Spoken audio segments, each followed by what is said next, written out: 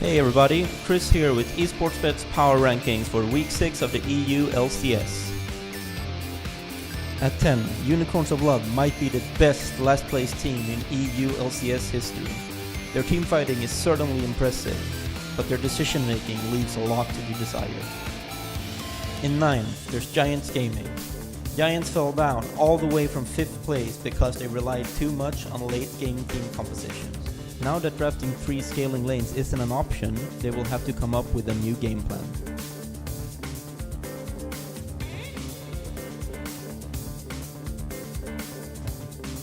By all means, Schalke should be better than 8, and yet they aren't.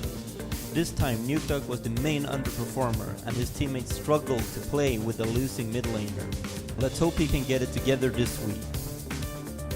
At 7th, we have Team Rocket. Their playstyle revolves around early to mid-game aggression, but they run out of steam later on.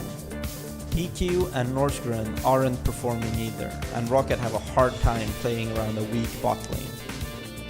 Rising from the bottom of our rankings to 6th, there's H2K. The addition of Shook is a breath of fresh air, and H2K became much more proactive in their games. They still need to figure out how to play around leads, but the future looks bright for them.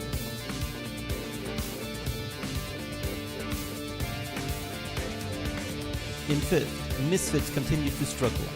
Their attempts to split push in a team fighting meta backfired horribly, and it doesn't help that Maxlor and Sankox aren't performing either. Even though Splice climbed to 4th, it's mostly because everyone else got worse. They're very impressive when they play around the bot lane, but Odoamne and Niski tend to crumble in face of strong competition. At 3rd, we have Vitality. This team relies way too much on the early game. Its jungle and mid duo is key in setting up plays, and if Yitsuke and Gilius underperform, Vitality fall apart. Still, they have a lot of firepower, so it's a bit too early to sell the Vitality stock.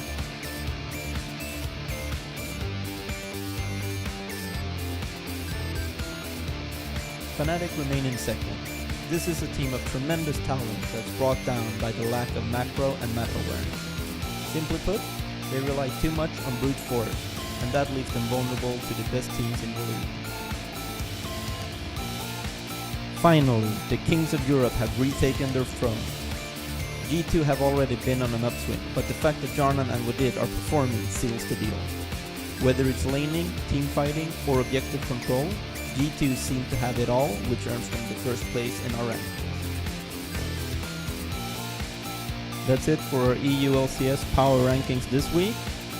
For more information on where to place your bets, visit esportsbets.com. Thank you, and I'll see you again next week.